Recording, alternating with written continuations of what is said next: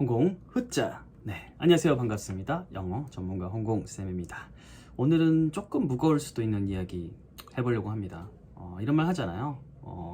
원래 이제 강사는 10년에 한 번씩 변한다라고 해요. 근데 요즘 세상이 변화하는 속도를 보면 어때요? 10년에 한 번 변하는 것 같습니까? 아니죠. 훨씬 더 빨리 변화하고 있죠. 혹자는 이렇게 말하더라고요. 옛날에 10년에 한 번 이런 게 뭔가 큰 흐름이 바뀌는 게 이제는 2.5년에 한 번이다. 참, 2.5년에 한 번이면 옛날에 10년에 해당하는 변화가 2.5년에 한 번. 그럼 이제 물리적으로 10년이면 그런 변화를 4번 겪는 거예요. 완전 이게 정신이 하나도 없죠, 그죠? 엄청나게 빨리 바뀌고 있는데 문제는 그거를 이제 인지하고 뭔가 이제 미래를 대비하는 사람과 그렇지 않은 사람의 격차라는 것은 시간이 지났을 때 더 많이 더 빨리 이제 벌어질 거라는 그런 점이죠. 그래서 오늘 영상을 통해서 제가 정말 강조하고 싶은 이야기가 있습니다. 바로 컨텐츠의 소비자가 아니라 생산자의 이제 측면에서 서야 한다. 이 이야기에 대해서 한번 나눠보겠습니다.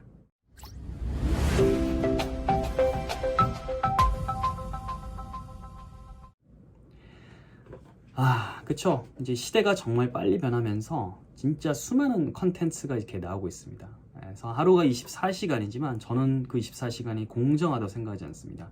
어떤 사람들한테 24시간은 직장에 가서 일을 해야 되는, 즉 저당 잡힌 시간이고, 퇴근을 해서 내가 피로를 풀기 위해서는 어떤 컨텐츠를 또 이제 소비를 해야 됩니다. 퇴근하면서 지하철 안에서 다들 보면 고개가 내려가 있죠?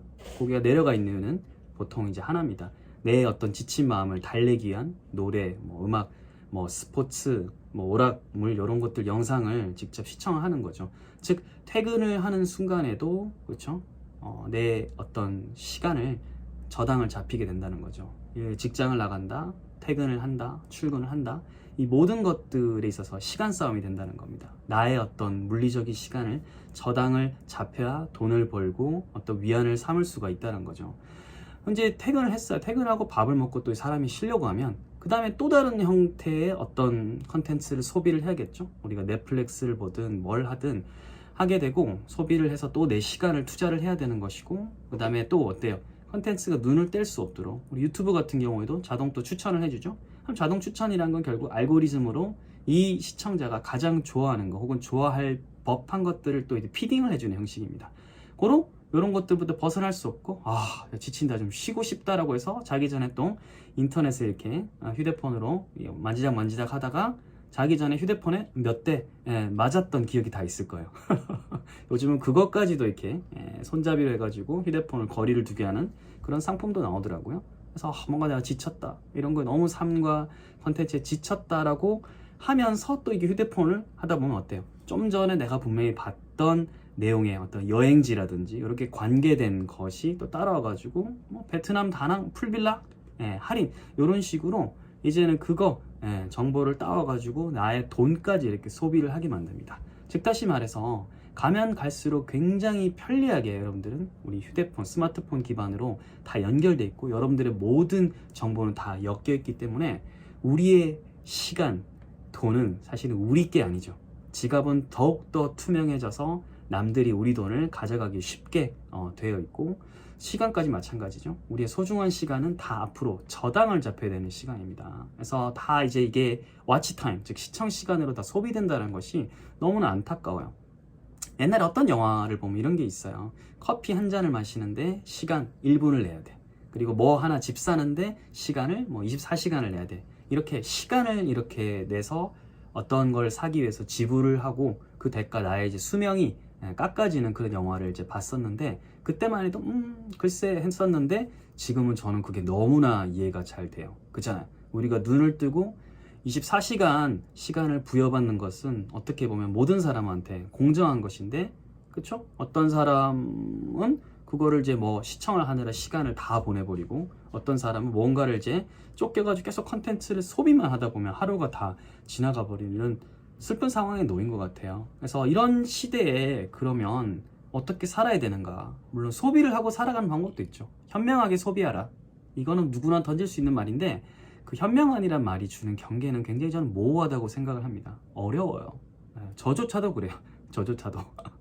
뭔가 한번 보다 보면 추천 영상이라든지 추천하는 것들에 홍수에 파묻혀서 계속 뭔가를 이제 보거나 시간을 쏟게 만드니까 그거는 참 현명하게 쓴다는 건 굉장히 좀 어려운 것 같고, 아예 이럴 거면 저희가 취업을 할 거든 뭘 할 거든 생산자 입장에서 뭔가를 생각하는 것이 훨씬 더 좀 좋지 않을까, 그게 현실적인 게 아닐까 생각합니다. 즉 가령 요즘 아이들이 저 유튜브 하고 싶어, 뭐 하고 싶어, 뭐 이제 인플루언서 하고 싶어, 이런 친구들이 많거든요. 그러면 무조건 못하게 맡기보다는 그 친구들이 이제 하는 학업이든 뭐든 취미 활동이든 이런 걸 컨텐츠 생산하고 연결할 수 있도록 부모가 도와준다, 혹은 뭐 학교나 나아가서 기관에서 조금씩 도와준다라고 하면 얼마나 좀 좋을까라는 생각이 들어요. 그렇잖아요.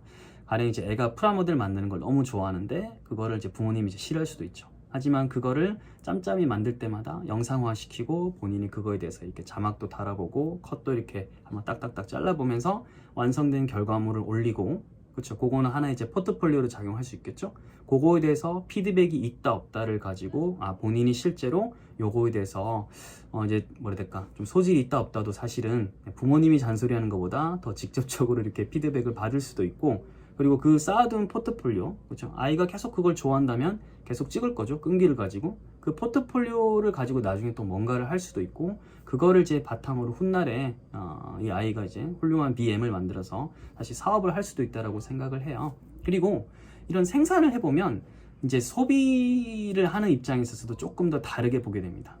나도 이렇게 했었는데 이 사람도 이렇게 하네 라고 이제 같은 입장으로 보게 되는 거예요. 그래서 소비보다는 전 생산자 입장에서 생각하는 게 좋다고 생각하고, 동시에 이제 생산을 하는 입장에서 계속 이제 생각을 하다 보면 내 컨텐츠가 어떤 게 부족한지에 대해서 조금 더 고민을 하게 됩니다. 그러면 학생들 입장 같은 경우에는 그냥 딴 게 할 게 없으니까 학생들은 보통 게임 영상 많이 올리겠다라고 하는데, 부모님들 입장에서 보면 참 답답하다 라는 생각이 들 텐데, 해보다 보면 자기가 이제 반응도, 이렇게 차가운 반응도 느끼게 되고, 올리다 보면 너가 부족하구나 라는 걸 많이 느끼고요. 결국은 컨텐츠 생산하다 보면 채워야 되는 것이 있다, 꾸준히 계속 채워야 되는 것이 있다는 걸 느끼게 됩니다.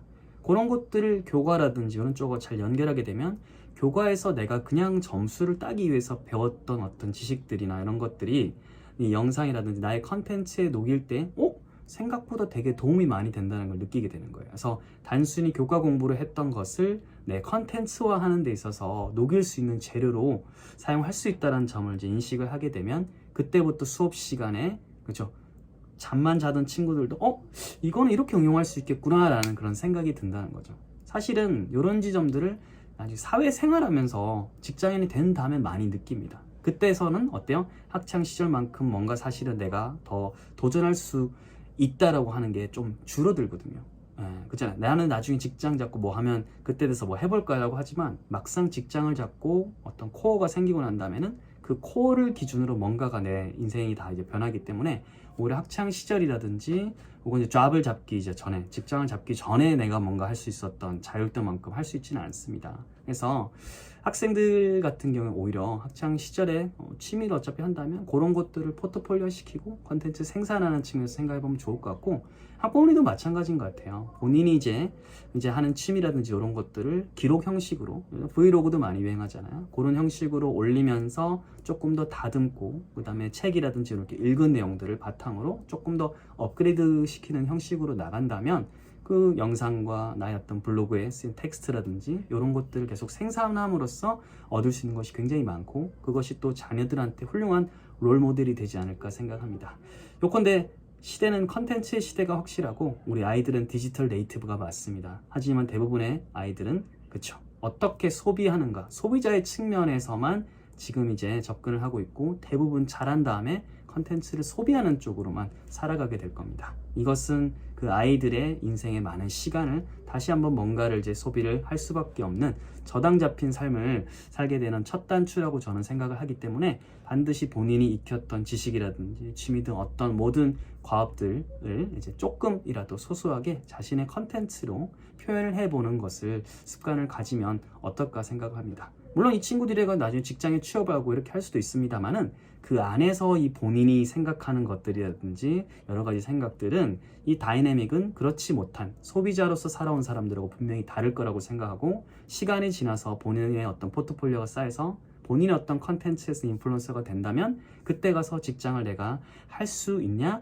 아니면 내가 스스로 이제 다니지 않느냐를 선택을 할 수 있다는 거에 있어서 굉장히 차이가 크죠. 그냥 끌려간 사람들은 끝에 가서 결국은 선택을 강요받을 수밖에 없는 상황이고, 내가 훗날에 나이가 들고 더 직급이 올라갔을 때는 그때는 그쵸, 고용 자체를 그쵸, 선택권이 그쵸, 고용하는 사람한테 완전 달려버리기 때문에 그때 가서는 퇴로가 없을 수도 있다라고 좀 생각을 합니다. 요컨대 컨텐츠의 시대, 이제 우리는 소비자가 될 것이냐, 생산자가 될 것이냐, 우리 자녀들은 어떻게 살아야 될 것이냐, 요거에 대해서 좀 생각을 해봐야 될 시기라고 생각하고, 여러분들도 이것에 대해서 의견이 있으시면 댓글로 많이 남겨주시면 감사하겠습니다. 선곡 흑점!